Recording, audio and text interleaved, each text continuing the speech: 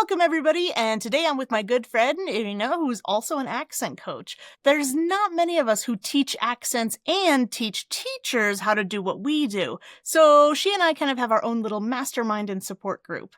And the last time I saw her, she looked so fresh, which was very different from the previous time when she looked completely burnt out. So we decided that sharing our experiences with burnout could help you too. This episode isn't just for people running a business. It's for all you teachers, learners, women, or just plain humans out there who might not be taking a break until you reach your breaking point. We'll discuss the subtle signs to look for, the effects of what's happening, and what we can do about it. And this episode has a ton of really useful gems in it. And also, you're going to find out why I decided to get rid of my laptop. So let's get on with the show.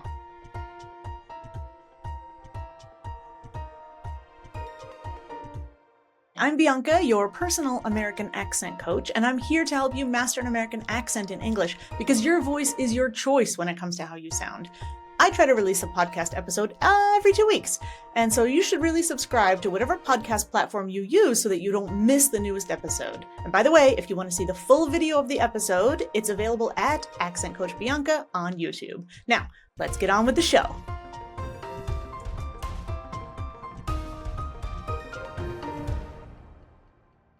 And we're back again. This is actually my friend Irina, guys, and I want to say, no, let me start that over, actually. All right. Let me start that over because I feel like that was just that was coming in hard, that landing. Let me say, so I'm going to do the intro later, so let's say, welcome back, Irina. It's been so long since we've talked, and actually that's kind of the point of why we're getting together today, because it's been almost exactly a year that I think we did our last episode, and I remember about a year ago, you were telling me like how burdened you were feeling, how kind of overwhelmed and stuff you were feeling. And then a lot of things changed because I saw you really recently and I said, oh my God, you look so great. You look so refreshed. What happened? And you told me I was so burnt out and I made all these changes. And I said, wait, don't tell me because we're going to have an episode about it. But first, before all of that, because we're going to dive really deep into this stuff today. First, since it's been a while, can you give a quick introduction about who you are and kind of like how we know each other, maybe, just for anybody who hasn't seen past episodes that we've done together? Yeah, of course. Hi, everyone. My name is Irina. I'm an accent coach and I teach mostly speakers of Russian to sound more American if they like, to sound more intelligible, to feel comfortable when they speak English. So that's my job. And I run a business. I turned it into a business rather than, so I was like one coach at, how to say this? We're going to have to record this, right? So Yeah, don't worry. We have editors. I was working alone. I was working alone for a long time. And then I turned it into a school. I hired and trained more teachers. And now I have pretty decent amount of teachers. We have 10 instructors and other members of the school who do other things, right? Who do marketing, who do sales and everything, all, regular business things. And yes, I did feel some burnout exactly a year ago. And I was actually thinking about closing the business. Which is pretty dramatic. But I didn't. And thank God you didn't, because I think people like us, like people who help other people, right? You get these doubts in your mind and you say, well, it's too hard. Maybe I should do something else that's easier. But then I think we rob everybody else of how we could be helping them. So thankfully you didn't give up. And now we want to talk about like, what is the burnout, right? What were the signs? What can we do about it, right? So take us back to about a year ago. I remember talking to you and thinking, whoa, she's rising so far and so fast. And then when I saw you, I remember you saying like, I've got all these people. I don't know what to do. We got to balance this. We got to do this. Yeah, there's so many moving parts that people don't realize for these kinds of things. And sometimes growth can happen really quickly and it can be really overwhelming. And I don't know if that's what happened to you, but I know that happens a lot. So walk us through like, what was it like a year ago? Yeah, I think it's really hard to calculate ahead how it's going to be with you, how fast you want to grow and what you're going to feel and what problems might arise. So I think that's why it's so common with people to hit this problem. And what I've got all those instructors and now I have to give them job, right? I have to get all those students to teach and I have to pay my staff monthly. So that's that's a downside of a business, right? People do this work for you, but they expect to be paid. And it's just overwhelming if you're not used to it. I think I started growing a bit, like I started scaling it a couple years ago. And since then, it was not, I couldn't say that it was going downhill. I've been, it's been great. It's been fun. It's been really interesting to do it. But at some point I realized that I'm too overwhelmed. I just can't Mm, keep going. And in terms of the sales, if you don't get as many sales as you need, if it's a repeated problem, right? You get it month after month. So catch 22. that feels really tiring when you have to do new things all Mhm. the time to keep the And it's sales already at the level you need. Yeah, absolutely. I feel like it's already a catch-22 because when you're first starting out, you say, "Oh, I have no money, but I have to grow. I need money to grow. I need revenue.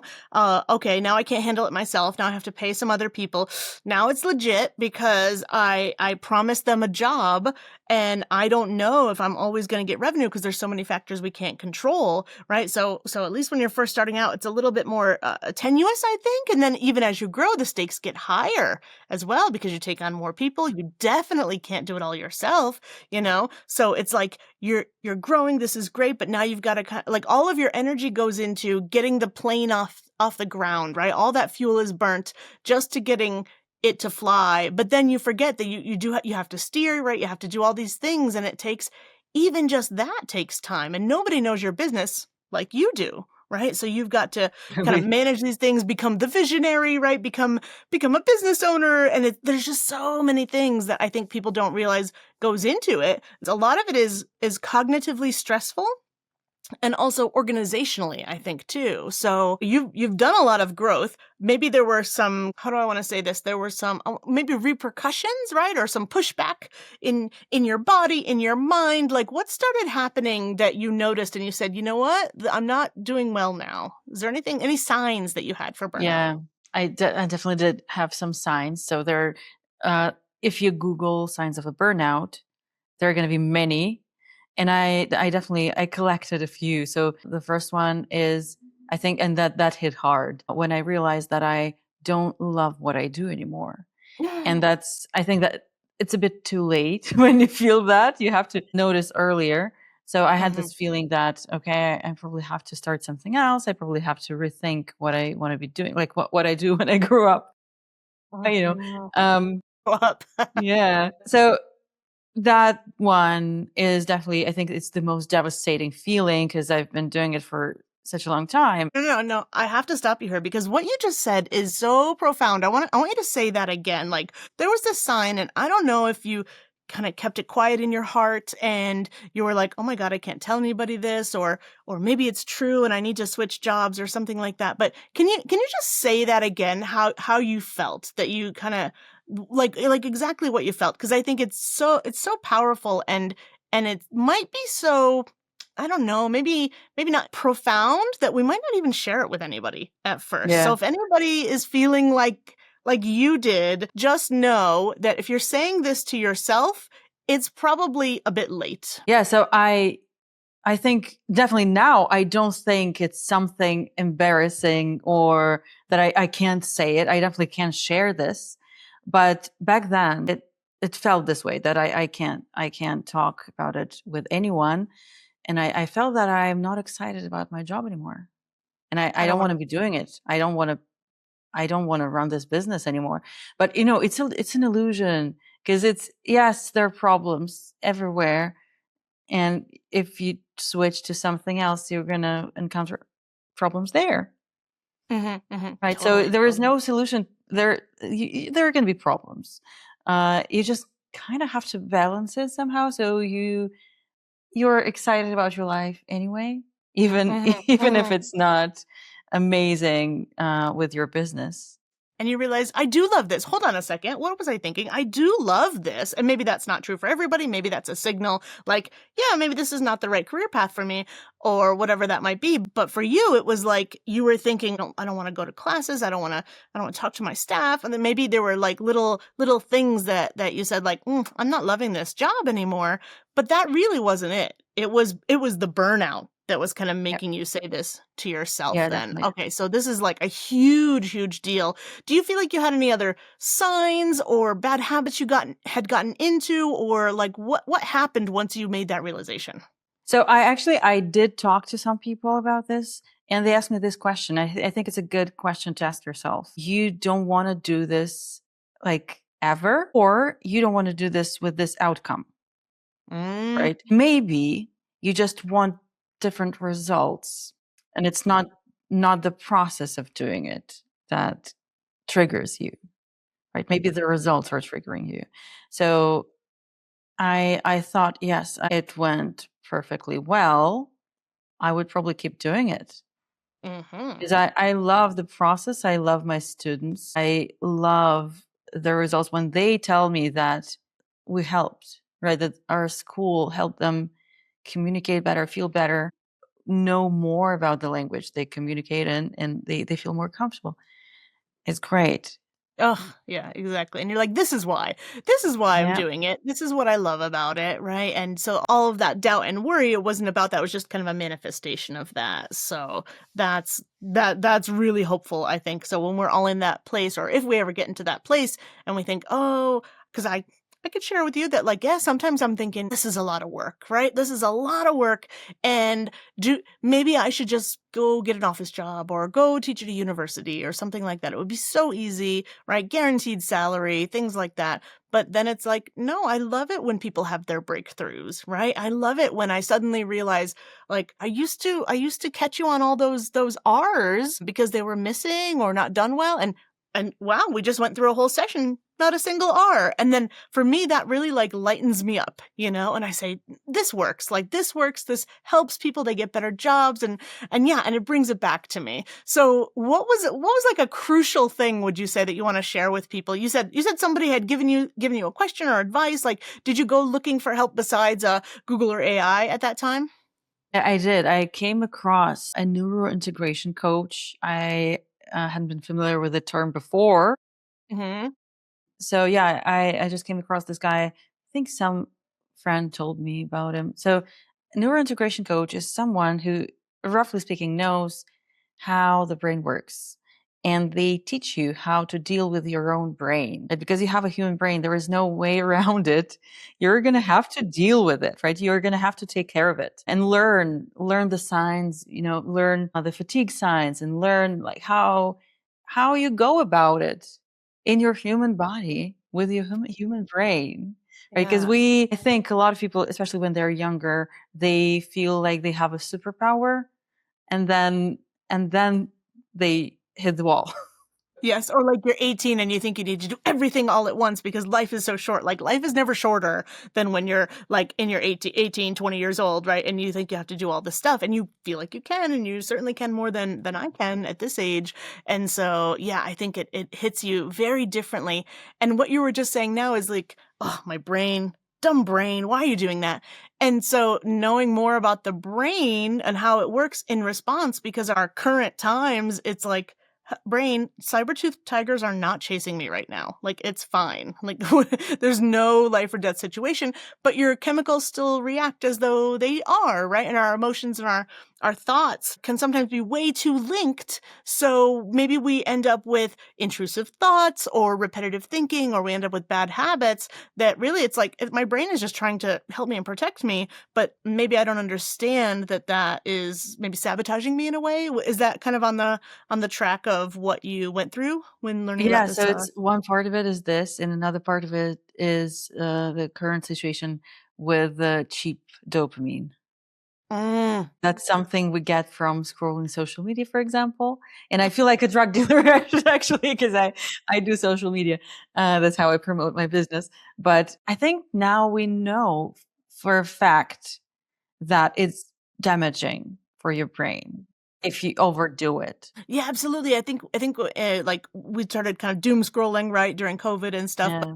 but maybe that whole habit was there before and it just amplified the negative side. But isn't it ironic how you and I and how most of us these days we find professionals like this. We do a lot of shopping online, there's like TikTok live and everything now. And so I feel like that hit of dopamine, it's like taking a spoonful of sugar like all the time, and that wears us down. That makes us like kind of like slowly get to a burnout point, right? Whether or not your work is in this field. But yeah, so okay, so let's talk about scrolling and social media and like consumption and stuff like that. How did that affect you?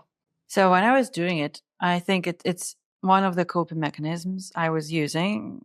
It's my procrastination. This is how it happens, right? Mm. I don't want to do something, and I find myself like 2 hours later. I find myself, on Instagram. I think it's like everyone at some point feels that way, right? And they come across this problem. And what I did, I actually can I share a name of an app that I'm using to I don't see why not. deal Yeah, with sure. it? Yeah, Yeah, so we'll put there it is in the an show app notes. called One Sec. If you want to stop doing something, for example, you want to stop eating sweet stuff, right? You just don't buy it, Mm-hmm. right? So it's easy when it's something unnecessary. Mm. But Instagram is something I use for work. Yes. So I Yes, me too. can't just get rid of it. So what this app does, it asks you, do you really need to open this now? And it gives you a few seconds to think.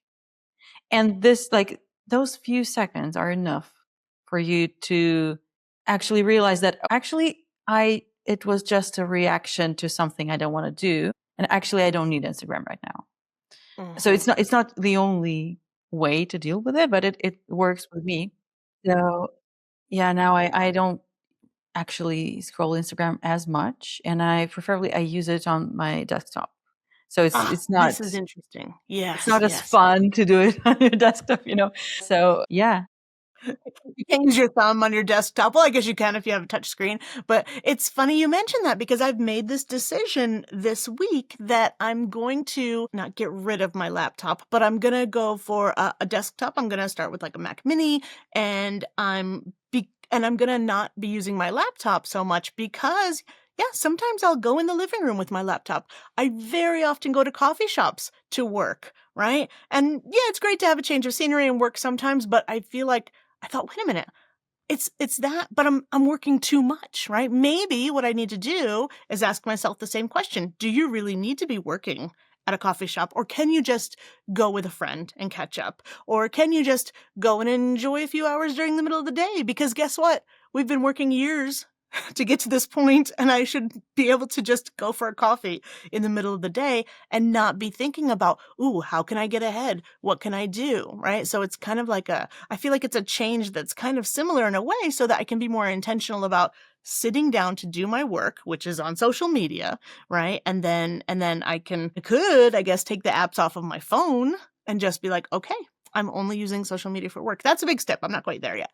But I love this app. It's called One Sec, right? We'll put it in the show notes. And ironically, for controlling your like your media and your technology consumption, there's actually quite a lot of apps as far as I know. There's ones that will track your screen and your time and what apps you've been on. So there's tons of tools. If anybody has them, like please feel free to share more for people out there who are kind of experiencing this sign and noticing like, okay, we all kind of scroll once in a while, but if it's in order to procrastinate, if it's to avoid, it might be related to the burnout. So that's one thing that happened. It was a coping mechanism. Now, I guess now the question is like, do you have any other new habits, other coping mechanisms that you changed? What other things did you glean from the neurointegration coach, if you can Well, there share? are so many things I learned. So, there are two parts. I'm afraid I might make a mistake here when I name them. So correct me if I'm wrong. So there is this limbic system, Mm-hmm. right? That is it reacts quickly and it is just something that likes fun stuff, Ah, uh-huh, uh-huh. He's the right? party guy, party girl, uh-huh, Yeah. of your So, brain. and it's more ancient, right? It's Mm. just there's this neocortex, the smart part of the brain, and it's a relatively new part. and it's a bit Mm-hmm. slower than the limbic system. Mm. Mm-hmm. Mm-hmm. And when you see something pretty, the limbic system is going to react first. That's why we fall into Instagram so easily, Mm-hmm. Mm-hmm. right? The limbic system is, oh, something interesting, something funny, something beautiful, a flower, right? Uh-huh, uh-huh. A cute Shiny animal. berries. Uh-huh. Yeah. Exactly, exactly. Like, back in our history, because I was an anthropology major, yeah, you'd see, oh my God, berries. Like berries are a sugar rush. And back then, of course, it was before Nestle came along. So you would get berries only at a certain time of year. So if you saw those berries, yeah, man, you would run for them until before the season changed and have something sweet. But nowadays we don't need to run towards it. Now we can have some delayed gratification. So we've got this neocortex, right? That is gonna like help us in. Okay, I guess in what way I should ask. In what way would you say now knowing the differences has changed maybe your behavior so that you can avoid burnout? So I learned to value the slow dopamine, Mm. right? Uh-huh. So the cheap, quick dopamine is something, by the way, is it dopamine or dopamine? Dopamine. Uh-huh. Dopamine. Dopamine, yeah. Dopamine. Dopamine, yeah. So the cheap dopamine, you get it from social media, from sugar, Mm. right? You Literal don't sugar, have yeah. to put any effort into it. You just get it instantly, instant gratification. Mm-hmm. As you said, it worked back in the day when we didn't live in a supermarket and we didn't have as many funny, interesting, pleasurable things that we can Right, reach right. instantly. Uh-huh. Uh-huh. Uh-huh. So now I value delayed gratification. You know, what like where can you get it? I get it through creating something. So you had your kind of sugar rush, your technological scrolling rush, right? Those hits of dopamine. And you're saying instead of that being the quick rush, you replaced it with another quick rush? No, you replace it with not with a quick rush. You replace it with something that is harder to obtain. That kind of dopamine is released slower Mm-hmm. and you get more extensive. It's an extended result. Mm-hmm. Oh, well, let me just clarify too, just to be really clear. We're not exchanging one, I don't want to say addiction, one rush for another, right? We're saying avoid the quick rushes and opt for the slower rush. Maybe kind of Exactly. like a cup of coffee on an empty stomach versus a nice green tea after a meal kind of thing. And the way that we're going to release those chemicals in us. Is that kind of like the analogy we're going for? I would compare it with sugar versus real meal. Oh, even better, even better. Something sweet, right? You eat dessert on an empty stomach, Uh-huh, uh-huh. you're gonna get a spike, the sugar spike, and then it's gonna Exactly. drop, Mm-hmm, and you're mm-hmm, not gonna feel well after this. mm-hmm. Versus I eating feel a salad, terrible sure. when this happens. Yeah, yeah. I watch my proteins. It's really Uh-huh. important. Protein for sure. Yeah, Yeah, absolutely. so this kind of longer dopamine is like protein for you. Uh-huh. And to extend the analogy a little bit more, I feel like yeah, protein's super important. A lot of people don't realize to control their actual insulin, like eat the vegetables first, right? That's that slow release kind of thing. So it kind of made me think, tell me if I'm way off base here. It made me think like do the hard thing first, right? Because we often procrastinate doing something we feel is going to be difficult, but often if you just like have one bite of broccoli, right, you'll find, oh, broccoli's not that bad. Actually, I can finish this whole salad. And so for me, maybe one shift would be listening to you is like, do the hard thing first, right? And then you're going to feel gratified just for having done it, or do something that takes a little bit longer. I think you were mentioning the creative process, right? Creating now gives you more of a slow release then sense of gratification. Is that where we were going with that? So I would probably divide that into different stages. So Okay. stage one, you got to do work, even if you're burned out, right? You got to do work, especially if you're running a business that you can't close tomorrow, right? Mm. You're gonna have to do it. So the tip from the neurointegration coach, and for I think a lot of other coaches as well, you have to know for sure how you're gonna go about the task. Right? If it's something unclear, you don't know step by step how you're going to be doing it, you're going to procrastinate because it's too obscure. And your brain is like, oh, we're not going to invest into this because it's like, we don't know the result. We don't know how we do it. Right. Let's not go into it. Right. It's too hard. And then you can break your tasks down sometimes, even to the point where you get so the number one thing you do, and you can write it down. Open the Excel spreadsheet. Make it Sometimes it's stupidly even simple. as detailed as this. But Mm-hmm. this is like that one bite of broccoli, because That you you cannot do fail. it, Yes. Yeah. then you see what the next step is. Okay, you do the next step, and it doesn't seem as hard when you're already in the process. And maybe when you're already burnt out, all of these things seem twice as hard, 10 times as hard. So yeah, knowing that like, hey, this is again my brain telling me it's more difficult than maybe it even is, right? And if I Yeah, just outline the steps for my brain and I say, hey brain, see, it's not so bad. Like, okay, just do step one. Let's see how it goes. Right. We can always we can always like go off script for a little while if we need to, but let's make kind of a plan here of saying that if we look at it overall, it's not so scary, you know? yeah, yeah, for sure. And then the other part of it, my coach asked me how much, like what else I do besides work. And that hit hard because I realized that I hadn't been doing much. I didn't have many hobbies. I was doing climbing, bouldering. Mhm, So I had 2 bouldering sessions a week, and I had singing classes. So that was pretty much it. I was not doing anything else. So mhm, I was singing twice a week. I was bouldering twice a week. And then other than that, I would not go out. I would not meet mm, people. I would mhm, not, go for a walk. I didn't have any other hobbies. I think that's something that makes you feel better when you have something else to focus on that fulfills you, that mhm. just makes your life more interesting. And it's something that's kind of too easy to drop for me sometimes. Sometimes I think like, Yeah, well, I'll do that later. I can always see these yeah, people, or this other thing is more important, or I have this self-imposed deadline. And so to me, that's kind of the easiest thing to drop, but we forget that that's kind of like the recharging of the battery, at least for me, yeah, right? It's like, yeah, it's worth more than you might think it is, right? Is to like I was saying, like to just take that moment, and go for a walk, not go for a walk and listen to a podcast and make a list of all the things you need to do and but like just give your brain a break and or go out and have a cup of coffee with somebody because that actually makes you more energized when you get back, right? And then you can yeah. do twice the work maybe in half the time. At least that's how I feel from me. So yeah, I feel Absolutely, like it's absolutely, this it's the thing you works. don't cut. But it feels so unrealistic when you're burnt out and you think, I have no time to go for a walk, right? Hmm. So I'm gonna stay here. I'm gonna work through the lunch.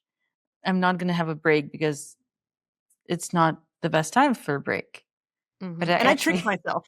I do the same actually thing, and then I'll put the carrot in front of me. I'll say, "Well, I won't go walk.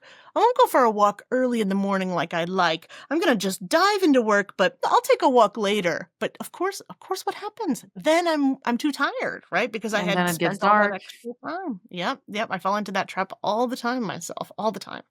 Yeah. Actually, Scotland teaches me how to take a walk earlier in the day, because when you see that the sun is out, Hmm. you have to go now. You take advantage. Yes. How Yeah, funny. so we see the sun every day, but for a short period of time, especially Mm-hmm. now, especially this season when it gets dark around 3 p.m. We're recording this. It's almost Christmas 2025. And let's just say, speaking of burnout, I think twice we had to reschedule because we were both feeling like, okay, there's just one other thing that I can't handle. And I maybe I'm only realizing that because this person that I'm talking to knows what that feels like. And so I feel okay rescheduling with this Absolutely. person. So this is us being real about like how these things happen. It's almost Christmas right now. So just to say, because you're in Scotland, that's why the idea of the sunlight kind of matters, because people might be listening to this in June and who knows. So yeah, just to say, maybe that teaches us to take advantage of these things, and these are precious, right? More than we think, because we can't let them go by. This is amazing. So what else? What else do you want to share with us that are maybe the little nuggets or the bad habits we shouldn't get into? What other things have you learned? Yeah, so I really like this idea to schedule what you're gonna do aside from work in advance. Yeah, When yeah. you have a break, you're gonna do something that you like, and you have this anticipation that you will have this time and you're going to be doing it. So first you have something to look forward to, right? And Mhm. second, you actually make time to have this break. My neurointegration coach said, like, show me your schedule. What does it look like? And there were no breaks whatsoever. And he was like, okay, you gotta schedule it. You have to develop a habit of scheduling it, some scheduling it ahead. Like before it's too late. You have to think about it. I have a friend, she says this all the time. She works in like systems and things like that, and she has this habit of saying like, if you don't schedule maintenance, right, the machine will schedule it for you. Meaning meaning if you don't take those breaks, you're going to be forced to take a break somehow, right? Somehow maybe your health is going to go down, right?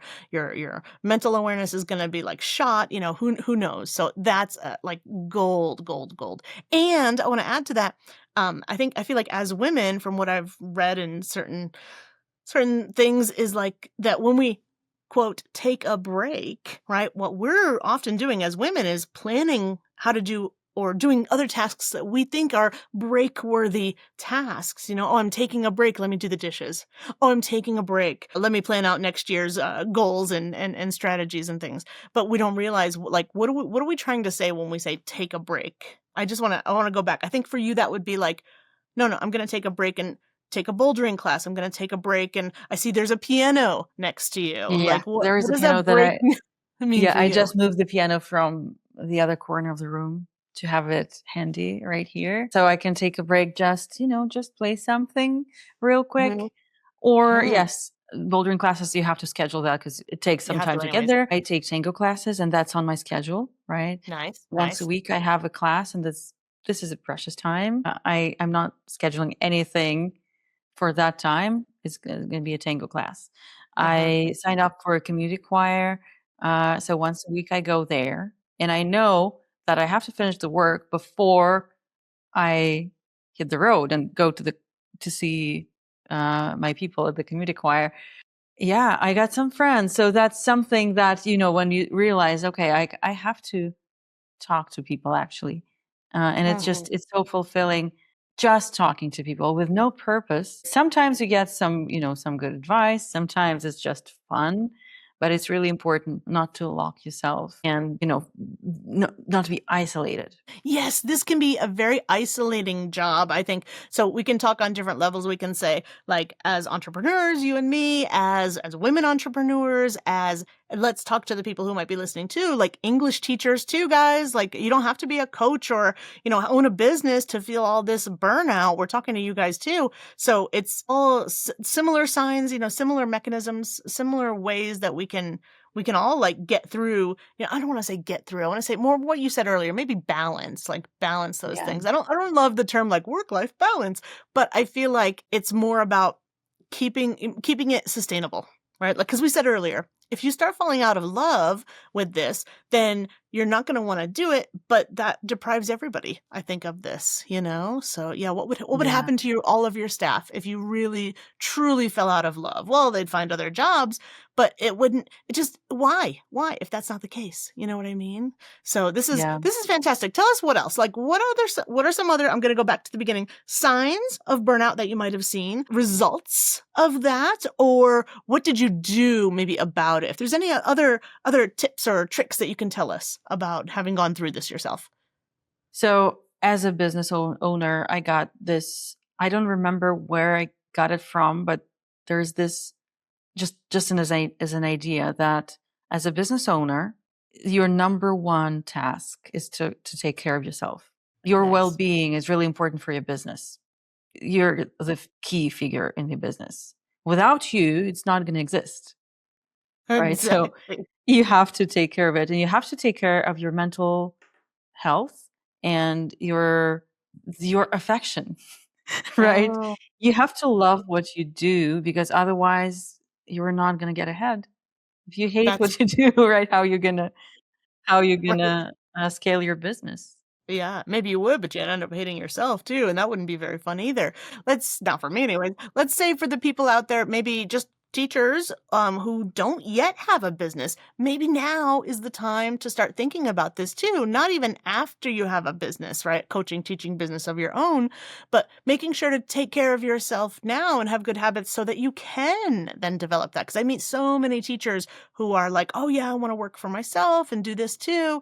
And I know we all have burnout when we're working for other people too. So maybe this is the number one, best advice is you have to take care of yourself, for yourself so that you can move forward, in any capacity, whether you're doing it or not. Yeah, yeah.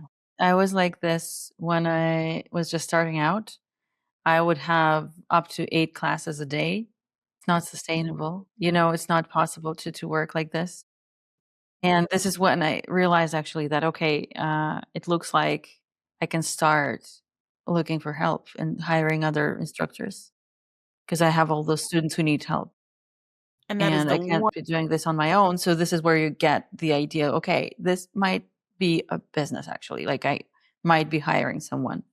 And that's the thing I wish, honestly, I had done sooner, actually, is because I think maybe it's cultural, maybe it's individualistic, maybe I didn't want to give up control that much. But once I taught somebody else about what I did and what I needed help doing, like the load lightens and you can look for other things. You can look for creative ways to expand and do different things. So if I were to, jump ahead and say, what's one thing I wish I had done sooner? It would be that. It would be hiring anybody to take one of those things off your hand. Maybe it's video editing, right? And that's the first thing I started with was video editing. Maybe it's some kind of admin work, right? Whatever, especially the thing you like to do least or you feel least skilled at, maybe that's where you start, right? And that's going to free you up to do other things. Because like you said, without you, there is no business, right? So you cannot keep doing all the things. It's just not going to work. Mm-hmm. Yeah. I think for me, I was delegating for something I couldn't do. So video editing for sure, because I knew that I'm not going to love it.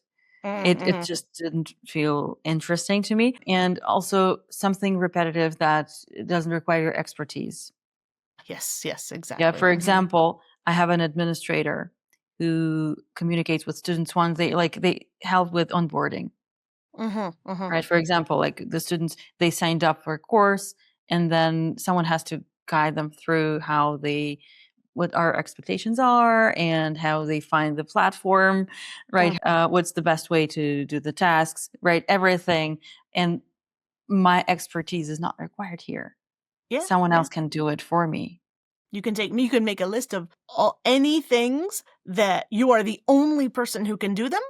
Everything else can be delegated, like everything else and or trained, for on other people. So yeah, Yeah. I know we don't usually think that at the beginning because we think, oh, this is my baby. Nobody can do it as good as me. But please, there's so Yeah. many people out there that do things way better than me in so many different areas. Absolutely. Yeah, Yeah, this is a really important thought that there are so many people who actually can do it for you and they're going to be better at this. with trading I their know time it's and your hard to money. let go, right? To That's a stop different doing episode. something that you think you're an expert in. Yeah, I would say that's a different episode.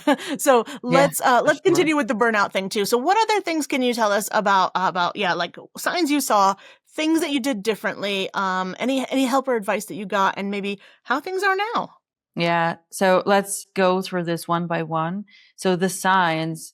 So as I said, I thought it wasn't fun anymore. Right. So that's the hardest realization.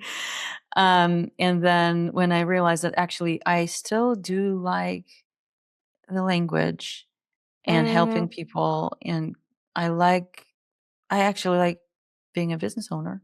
So I thought, okay, I have to somehow find a way, teach myself how to live this life. So I started taking more breaks. Actually, I have this Apple Watch. It doesn't have to be Apple Watch. Could be anything that will tell you, hey, it's time to move. Right? Ah, Just nice, stand nice. up, stretch your Mm-hmm. legs. Mm-hmm. Maybe go out for 10 minutes. Sometimes I just do this if I don't have time for a long walk. I would go around the block. Takes 10 minutes. It's really important to do. We have a human body. We have to take care of it. And it's good for your brain as well. Uh-huh. Fresh air, change of scenery, get your brain going. Yeah. And my schedule, I only schedule anything for 45 minutes. at a time. Like nothing is an hour because I feel like those blocks can kind of stack against each other. So yeah, I always have like a good 15 minutes. I at least get up, walk around, even if it's just inside the house, get a glass of water, things like that. All these things that we forget. We have to maintain the human body to Yep. maintain everything else, Yeah. So that's a good one. Keep going. What else? Yeah. So hobbies and just doing stuff other than my business, even if it's not going great and I know that I got to do this extra work, I will still take a break. I would still do my hobbies. I would still go bouldering. I would still take a singing class. I would play piano. I would go to tango class. I would go to see my choir, right? So there are so many things. And on the weekend, no work on the weekend. So that's Oh, really important. Not yes, to yes. work through the weekend because you Yeah, have yeah. to take a real break, not for a couple hours, but to like a real 2 days off. That's super important. I don't know. Yeah, I don't know if you have this too, but I work from home. I make my own schedule, that kind of thing. So, weekends, I can take my weekends on Tuesdays and Wednesdays, right? I can go get all my stuff done or whatever. But most of my friends don't. So, if I don't make it the weekend specifically, then I don't get to see them, or it's much more difficult, things like that. So, I feel like yeah, weekends and that kind of break time, some kind of bigger break is super, super, super important. Absolutely. What else? Yeah. Yeah, actually, I found somewhere recently, I saw it was some piece of research about how many work days we should have. And it said that 4 day work week is more efficient. Like Monday, Tuesday, then Wednesdays off.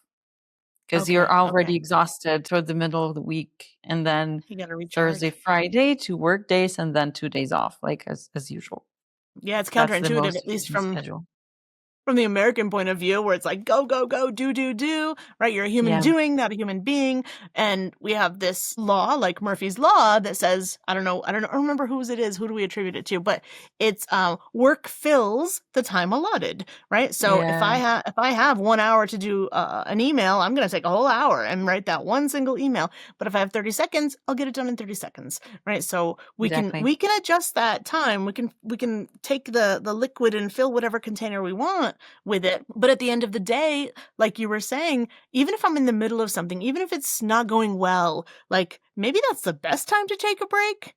Because guess what? That challenge will still be there if you drop it. Most things are not going to get that much worse if you just let it go for a little while and refresh yourself and then attack it with a new pair of eyes and with renewed energy, and it'll probably take half the time, that it did before. So yeah, I think all of these are so far so great. So keep going. What other thoughts do you have? What other tips?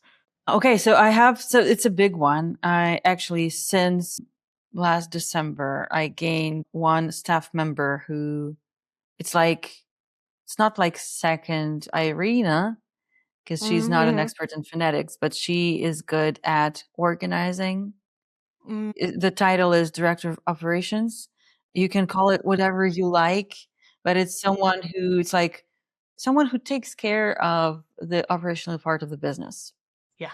Right? So I don't have to talk to everyone directly because back then I had about 20 employees directly communicating with me. And I remember, yes, you were talking to every single one of them, and Yeah. there was little chain of command, and there was yeah little groups, not little groups, right? I want to say there were little little group efforts and things Yep. like that, and they weren't really able to kind of self govern. So now you've just kind of said, okay, you do your thing, you do all the things, and as much of the things as you can do, and what you truly need me for, I'm here for, right? Is that kind of Yeah. how it looks now? Yeah. Awesome. So we got it's just more sophisticated now.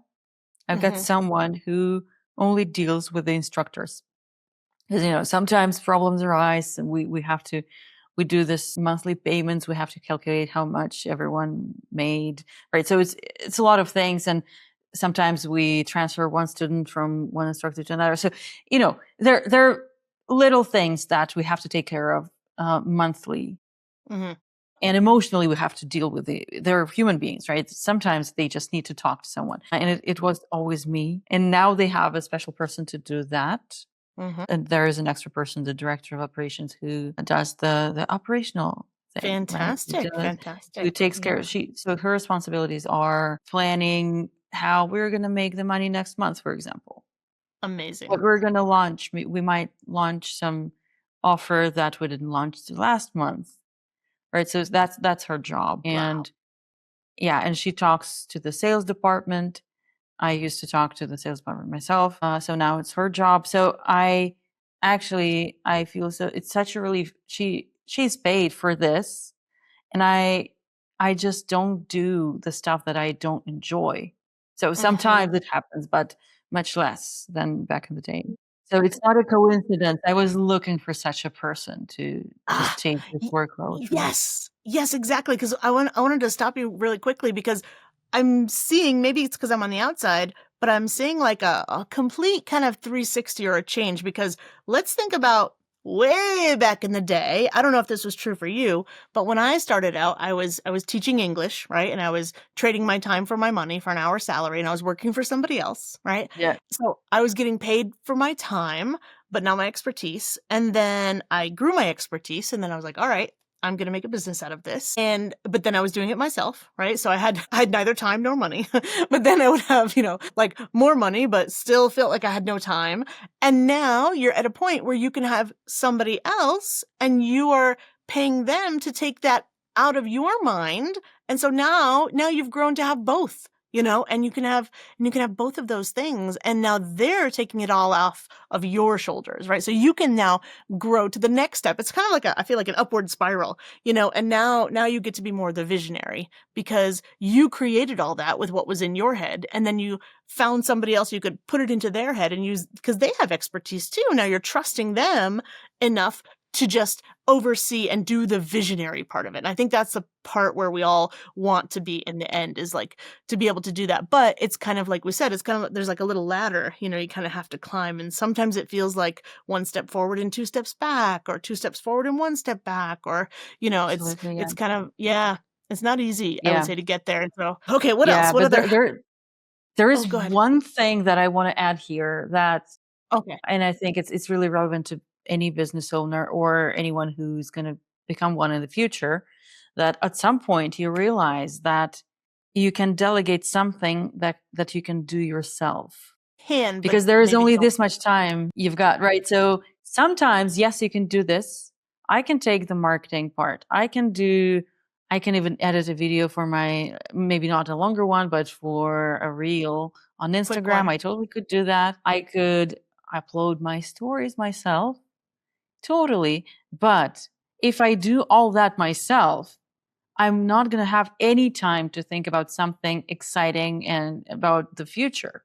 So there were things before that you couldn't do that you needed help with. Now there are things you can do, but probably shouldn't be doing, right? But then there's going to be some of those things that only you can do. And I feel like that's the visionary part, right? There are certain things that only you can see for the future. What direction do you want to go in? What programs, do you want to do? Who do you want to offer for these things, right? And so now, yes, only with that support, and that's only going to happen with that support. And it's definitely not going to happen if you burn out and you say, I don't like this anymore, So yeah, coming back to that thing of like, this helps me. I don't know if this is something that would be helpful to you, but whenever I feel like a little bit overwhelmed, right? Or something like that, and I start seeing some of these signs and I start thinking about, oh, poor me, right? Oh, I could just go get another job, or this is so much work. Then to me, I always think about like, well, who's the person that I'm helping, right? And all of my fears, all of my doubts, they all kind of go out the window. So for me, that's like, how can I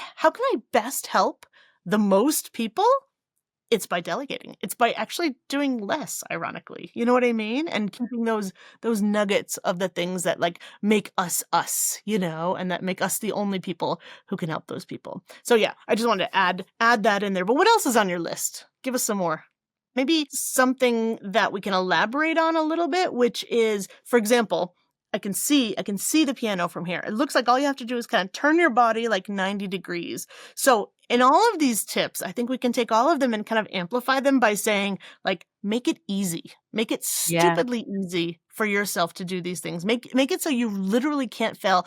Maybe that might be an app like you mentioned. Maybe it is, for me, it's putting things on like a Post-it note right on my laptop, like literally staring me in the face. That's a strategy that works for me. I don't know if you've read, Atomic Habits, but he'll say, for example, oh, if you want to go running, put your running shoes out, put them by the door, make them visible, right? Put your running clothes right there. Make things easier to do for yourself, right? And like there's just so many little tips inside of our tips, I feel like. Is there Yeah, so the piano thing, definitely thinking about what you just said, I actually did it, right? It was in the other part of the room, it was out there. Mhm. I would have to think that, okay, it's time to play piano now. I'm gonna turn this off, go there. So it was not working. So I absolutely Mhm. abandoned the instrument. I was not doing anything. I've been a singer for 5 years now, right? I've been taking professional classes, and I realized that, okay, maybe it's time to show it to someone except for Mm. myself. And I just started thinking, okay, I probably should record something. And then if you're recording something, you start thinking, okay, maybe uh, I can't make music, right? I can't create a melody, but what I can do, I can harmonize something that had been created. So for that, I started playing piano again, because this is how you learn harmony and Nice. harmonizing. And that's a part of this creativity that actually gives you the dopamine that you need. Ah, yes, the fuel. That's kind of where we started at originally, was Yeah. the idea of like a quick burn and versus like a slow burn, of dopamine. So some of these habits, not habits, I want to say hobbies, in fact, because like a hobby is a habit, hopefully. But like, yeah, like creativity to me, it really sparks things. For me, I wish I were better at music. I never really have been, but to me, it's doing something with my hands. It could be knitting, it can be cooking, it can be building some furniture, right? And all of these like little things. If I don't do that, I feel like my brain just kind of atrophies. And I love like creating something kind of more physically. You know what I mean? So whatever that is for you, whatever your slow dopamine can be, whatever your maybe find your broccoli, eat your broccoli, but then maybe the for me like a good barbecue, some protein, is more like smelling the grill to me is like, oh, I'm going to do this project and I get excited about it, right? It takes more time. There's more input. There's planning and things like that. But it's the thing that nourishes me most, to like come back to the analogy of food Yeah.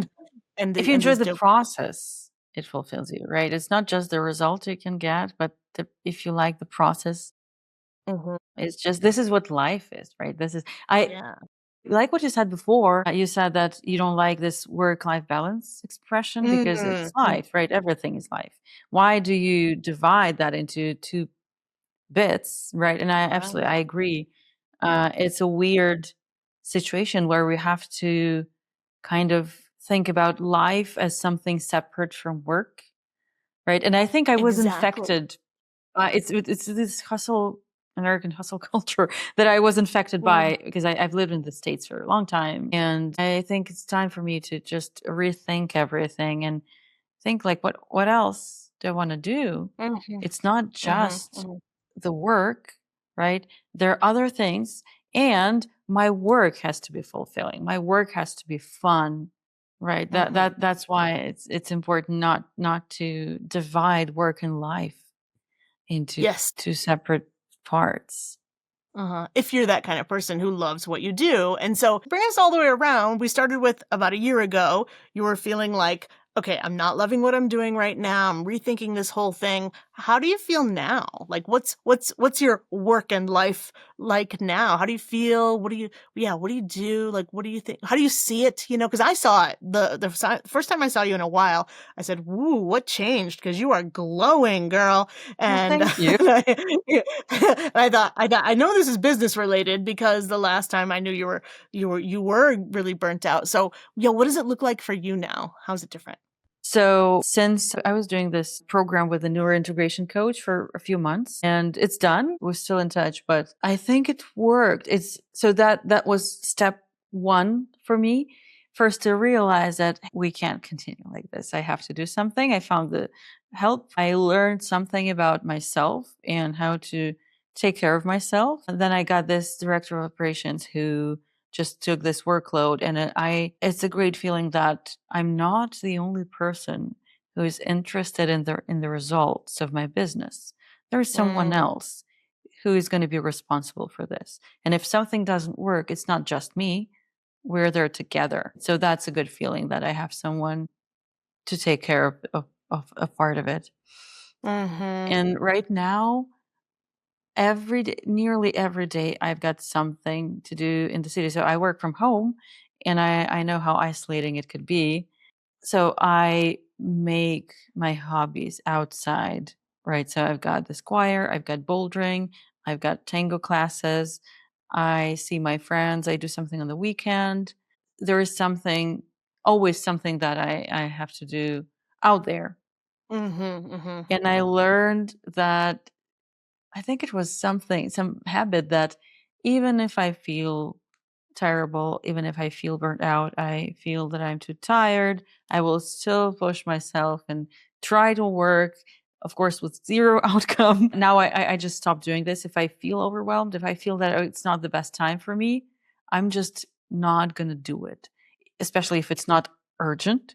Right. If it can, like, I can do it tomorrow, I'm going to do it tomorrow. Not a great habit to push it back all the time, but it teaches you to plan ahead actually and take care of yourself in the future, right? Take care of your future self, right? Ah, For yeah, yeah. example, when I create content, I create it in batches. So I record a few videos at once, Mhm, and mhm. then I have something to post in advance, right? So I don't have to worry about it tomorrow, for example. You're not chasing your tail anymore. Yeah, like what's the one thing I can do now for my future self, or what's one thing I can do a lot of right now that will help my future self out a lot more, along the way. It doesn't work for everything, but there's definitely some things where you can't be like, I'm going to do a year's worth of running today and then I'm never going to run all year. It doesn't always work that way, You but I feel like know, you yeah, can. and with pronunciation, you gotta do it regularly. I Doesn't know work I that know way. that everyone knows this, but it's so hard to Mhm. organize yourself this way. But yes, that's actually this brings us back to this idea that you have to make it easy for yourself, right? That Yes. it's right there, one Mhm. click Mhm. away. Mhm, So, mhm. Have yeah. that glass of water right next to you so, you don't have the coffee or the candy bar right there. Exactly. There's so many, yeah, tips within tips I feel like we could do. So, okay, I have one last question. I kind of said something that I wish I had done sooner. I want to kind of ask you that too, but another question I have in mind is almost like maybe not a myth or a change, but can you answer this question? Can you say, hey, I used to think this and now I think this? Like, is there one major thing that sticks out in your mind that you could share with us like that? Hmm. Like what you just said a moment ago kind of struck me, like myself in the future versus my future self. Like I used to think if I did a bunch of stuff right now, I would be able to take a break later. This is me talking. If I do a bunch of stuff right now, I'll take a break later. But now I think, or now I know that I won't do that thing later. So it's best to take a break now. And then I'll be able to do the other things later. So that's a shift in change or a shift in what I've thought that has happened to me, considering related kind of to burnout. Have you had any mindset changes, let's say, that you could share? I used to think this Yeah. and now I think this. Yeah, I think I know what I want to share. It's been with me for a long, long time. This idea that if I'm not exhausted, I Mhm. didn't work enough. Uh-huh, Does make uh-huh. sense. I'm only allowed to take a break when I'm absolutely knackered, as Brits say, absolutely exhausted. Yeah. Yeah. So I had this feeling. I realized that when I was about 20 something, 25 Mhm. maybe, when I was taking class, I was a student at San Francisco State University. So I made this realization that, oh, that's how I roll actually. Mhm. But it was hard for me to change this habit. And I was coming back to it. And after the last burnout, I don't do this anymore, actually. So I had this major burnout like a year ago.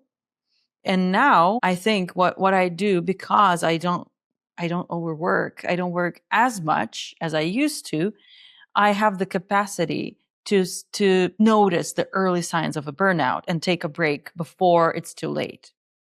Nice. And actually, it Yeah. happened to me like a month ago when I realized that I went to Gran Canaria and I went to a surfing class, and it was 3 hours. I was out there with no access to phone, time, and I was still thinking about my work and how I'm going to do this, right? And what I'm going to do when I come back. And after that, I was like, okay, that's not healthy. I gotta stop. I gotta take a real break, and I have to detach from work completely because it's just not healthy. I got this ability to notice this stuff ahead You before can it's too see more late. clearly now. Yes, now with your having gone through a lot of this stuff, now you don't need to wait so long, and maybe the effects are not quite as I almost want to say dramatic. Like you see the little blips, before you have the kind of like the earthquake. And I feel like maybe some of that is gender related, generational. I'm not sure, but I feel the same way. I feel like nobody ever questions a man when he's like, "Oh, I'm taking a break," right? Sitting there watching TV or whatever it is he's doing. But I feel like I'm questioning myself, and maybe it's as a woman, like, why am I taking a break? I haven't done enough yet to deserve a break, right? I haven't Yeah, like, you I kind of haven't, yeah, this feeling that you have to yeah. deserve a break. Even just the word break kind of makes me think like, oh, that's too late, right? You know what I mean? Like maybe that's just a Yeah. terrible way to even think about it in terms of the vocabulary. But yeah, Yeah, oh my God. that's a fair point. Yeah, there is one more thing that helped me realize that something's going on. It was about a month ago, maybe. Yeah, I think about a month ago. Somehow I was having guests over on Monday just because like those friends were gonna leave, and I wouldn't plan it this way because I had someone on Sunday, and then Monday again I was having guests over, and I decided to cook something real quick.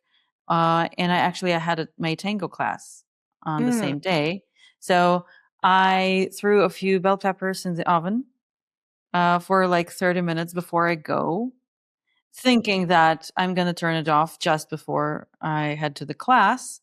And then when I'm back, it's already cooled, and I can do whatever I plan to do with the bell peppers. You know what happened, beautiful right? roasted red peppers you're Yeah, expecting. you see what's coming. So at the tango class, I realized that I don't remember what happened to those bell peppers and whether or not I turned off the oven. And I actually had to, I have a friend who has a set of keys. So I called her because I still wanted to take the tango class, right? It's Mhm. important. Yeah. So I called her and said, "Hey, can you I'm gonna refund you for the cab, but please go and check what happened."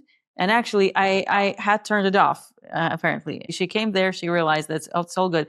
But at the tango class, I was thinking, "Oh, what if I didn't?" And like, I imagined this picture of neighbor, like the alarm is going off. Neighbors are coming from the entire building, and they Yeah. call the police and the firefighters, and the steam, like the steam is not the steam, but the smoke is Yeah. Yeah. everywhere. So I was just imagining this picture.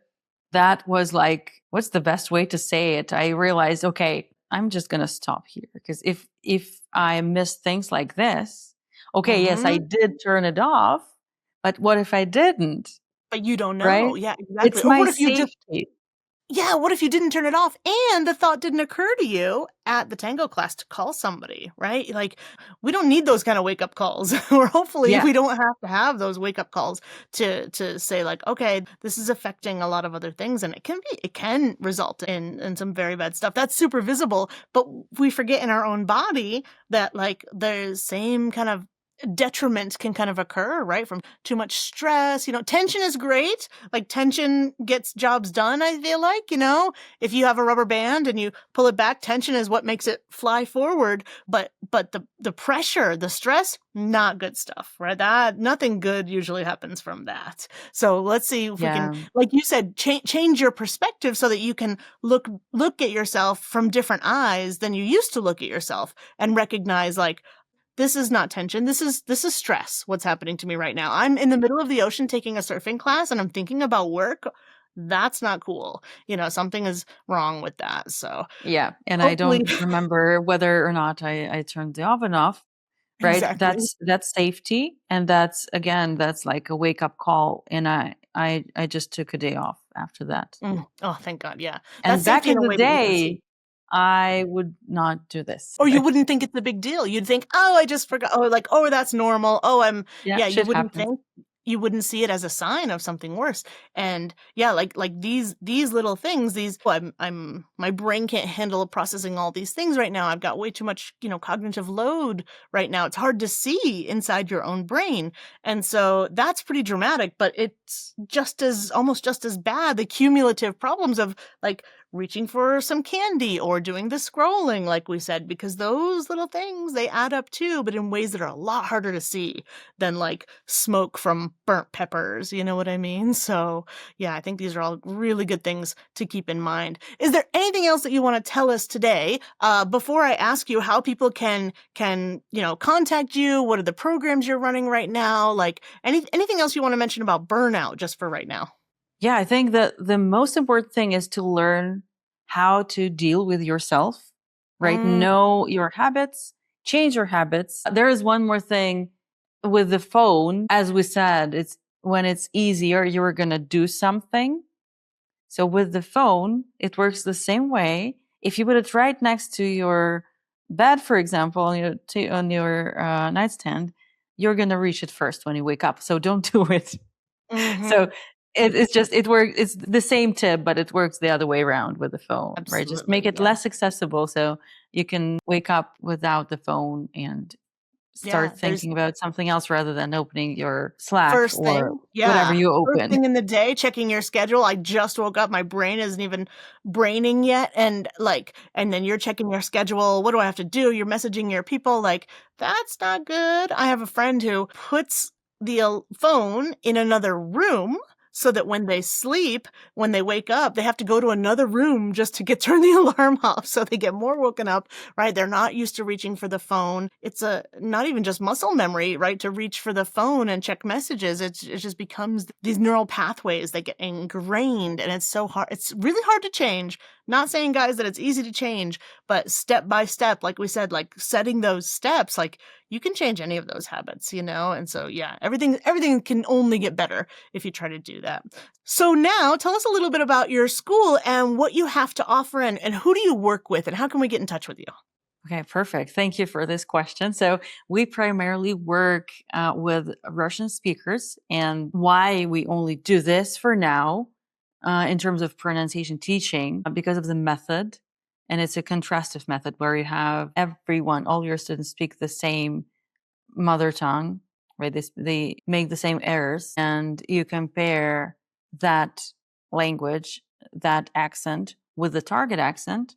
And this works wonders because if you explain why they're making an error, why it's not working, what they're doing wrong, and how to change it, I think it's the best way to approach it. And since it works this well, I developed a program for teachers. If you guys want to teach accent, you want to learn how to do it properly, how to make it easier for students, how to make sense out of what you're saying. If it's not just do this, right? If you want to be Mhm. showing why they're making an error, this is the method that will work for you.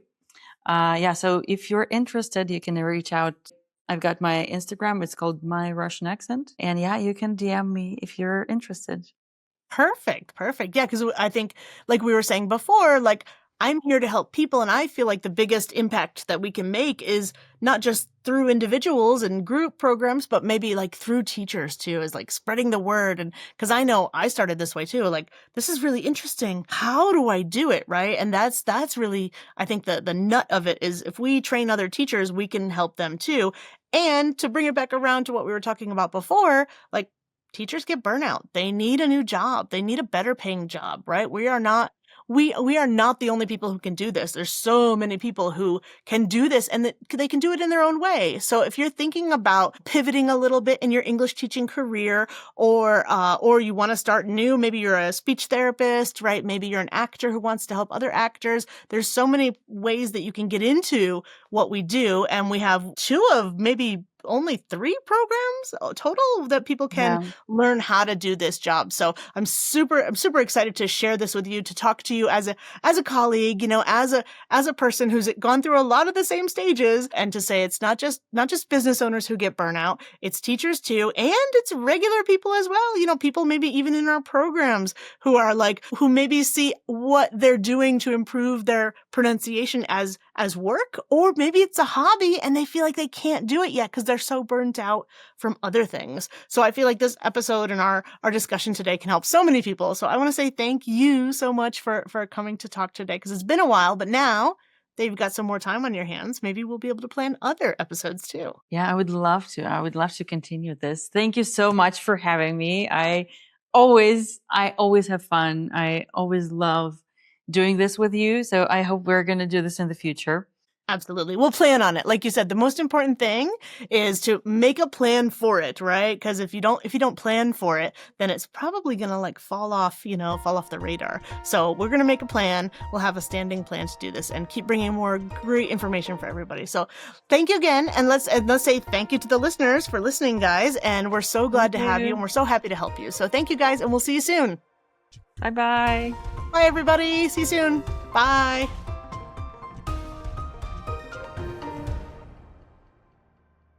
Thanks for listening all the way to the end, everyone. And if you've done this before, I like to share a secret story. And I don't know if you know this, but I've been getting into meditation a lot this year. And actually, that's one of the things that has helped me the most with burnout. I find that I'm way more intentional about what I'm doing, I'm more focused, and I just enjoy everything more. And taking the time to meditate first thing in the morning has really become sacred to me. Get it? Sacred, pun intended. So if you also have a specific topic about accents and pronunciation that you'd like to hear, or somebody you'd like me to talk to, please let me know and I'll try to make it happen. And I'll see you in the next episode.